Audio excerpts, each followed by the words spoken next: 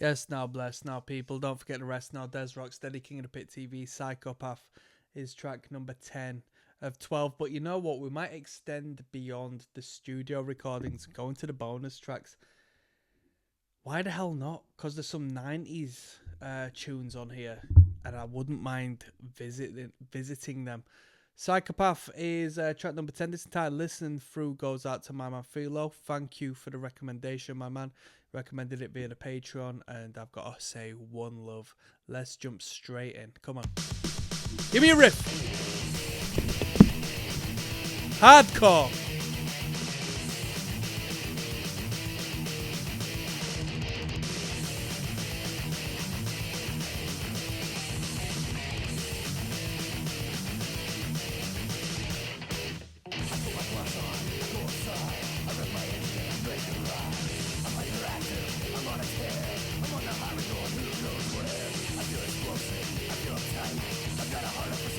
Let me give you some local information.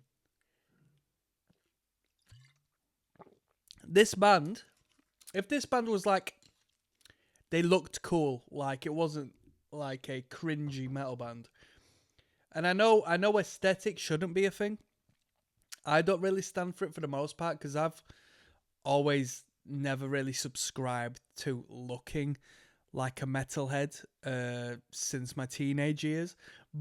Or even looking like a punk rocker or a hardcore kid. I might have worn a band T-shirt from time to time, but generally speaking, I'll just throw some on and go to the event, you know what I mean? And I'll just enjoy myself on the dance floor as opposed to like dressing to impress. If a band like this came about and it was like a local band just up and coming and they dressed the part, i.e. marketed themselves to their market, to the people they wanted to appeal to, a band like this, that sounded like this, if they came out with a record sounding like this, they could play to thrash metal heads. They could be put on death metal bills. Arguably. They could be put on hardcore punk bills. They could be put on like grind/power violence bills because the music is fast and ferocious. Why the hell not? You could bang this band on a crust bill. I mean, to be honest with you, you'd get more leniency and leeway and maneuverability in the hardcore/punk circuit than the metal with this particular style of sound. Because this band would fit well on thrash like scenes, like fast metal scenes. But, you know, when it gets to more evolved lineups with more relevant bands, you couldn't bang this band on with black metal bands. You couldn't put it on with atmospheric-esque bands, noisier bands, and so on and so forth. Because it's very rhythmic. It's very danceable. This has to be on a bill of danceable acts, you know? And if you want to go and have a dance, the punk rock side of things is the way to be. That's the way it is. It's hardcore. That's the unfortunate reality. Metal's all about, I appreciate the craft and the musicianship. Let me observe the guitar solo. I'm hating right now. I tell you not, right? You've caught me in a good mood. I'm hating. This is King of the Pit TV, but I'm going to completely disrespect metal right about now. Bro, ever since I was young, I want to turn up to the event and go into the pit. I want to have a push party. I want to have a little shindig with my mates, man. I don't want to stand there and watch some progressive rocker wank his guitar, man. No way. Play some riffs. Come on.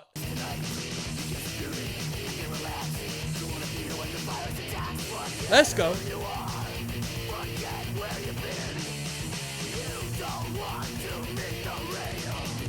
Yeah, whilst I'm here, yeah, this is going to be crazy. Just for...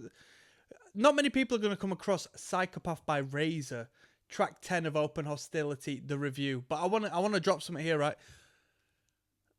And this goes out to Philo, because I know you'll be watching this, my man.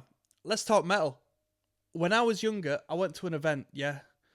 Bro, I can't even tell you the whole lineup, but this is excited. It was headlined by the Black Dahlia murder. You had... And I say this because when I talked about wanking off your guitar and stuff and riffs, there was the blend of the two here, right? So you had Black Dahlia Murder headline. You had The Faceless on the bill. And I paid like 20 British pounds to see this, right? In a relatively intimate venue. Probably cap out at 500 people? 400 people, possibly? Black Dahlia Murder headline. Obscura. The Faceless. Carnifex. The deathcore band Carnifex. A band called Necrophagia, I think they were called. Who were alright. Flesh God Apocalypse. Who else was on the bill? There was some heavy hitters on the bill. Hold on. I'm going to get you the bill. One moment. Hold on. Bruh, this is insane, yeah? Black Dahlia Murder. It wasn't Necrophagia. It was Necrophobic, if you've heard of that act. I don't really think they're doing the rounds nowadays, but Necrophobic. 3 Inches of Blood. Deadly Sinners. We'll do some 3 Inches of Blood on this channel, because why the hell not? The Faceless, Carnifex, Obscura, and opening up the show was Manchester, UK's locals, Ingested. How crazy of a lineup is that? 20 quid in a intimate venue. Yo, some skinhead guy I know back in the time, some dodgy guy, man. Do you know what I mean? When you get fence-sitting skinheads, you're just like, you're not outwardly saying you're a dodgy skinhead guy, but you're not claiming to be the other side of the fence. Do you know where I'm coming from? So you're sort of existing in this space. And I'm not saying there's anything wrong with either side of politics. I don't care. But what comes with the more controversial side of skinhead culture comes aggression, comes violence. And yeah, dude, this guy kicked off during one of the sets. If it's Black Dahlia, I look at the pit. He's fully mounted a guy. Pa, pa, pa, pa, pa. Anyway, I needed to get a bus. I was young. I needed to get home. So I enjoyed that, and I got off home. Didn't watch the entire Black Dahlia Murder set. Saw Black Dahlia a bit later in the next year. Fantastic band. Rest in peace to Trevor, because that band was special. Really good. Really good. This is Psychopath by Razor, though. I just wanted to give you a little insight into what I've experienced. So, one love to Philo, my man. One love. Let's go.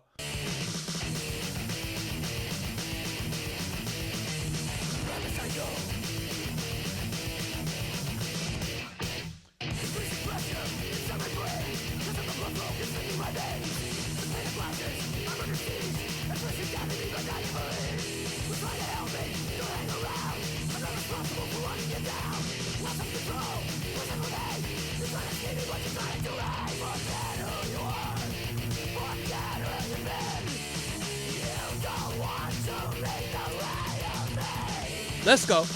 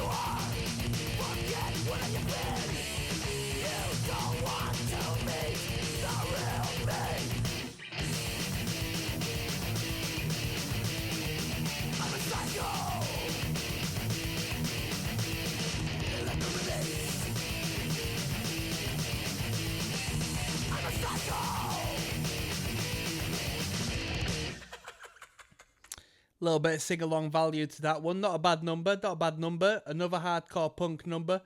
I'm happy. We've got I Disagree coming up next.